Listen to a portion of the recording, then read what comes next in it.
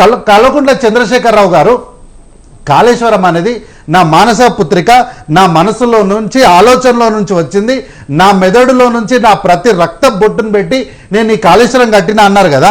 కాబట్టి ఇప్పుడు దొరికిన ప్రతి అవినీతి ఆఫీసరు, జరిగిన ప్రతి అవినీతి, నిర్మాణంలో ఉన్నటువంటి ప్రతి లోపాన్ని కూడా ఎందుకు కల్వకుంట్ల చంద్రశేఖరరావు బాధ్యత తీసుకోకుండా ఎవరిపైన ఎందుకు నెట్టేస్తున్నారు?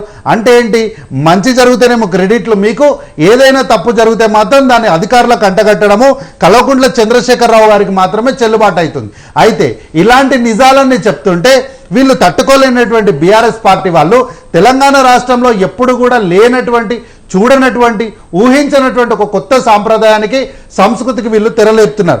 ఎప్పుడు కూడా తెలంగాణ ఉద్యమం చేసినప్పుడు కూడా మా ప్రాణాలను, మా ఈపులను పోలీసులకు అప్పజెప్పి మమ్మల్ని మేము మాపై మేము దాడి చేసుకున్నాం. కానీ ఎప్పుడు కూడా ఎవరి ఆస్తులపైన కానీ, ప్రైవేటు ప్రభుత్వ ఆస్తులపైన ఎప్పుడు దాడులు చేసినటువంటి అంశాలైతే లేవు సార్.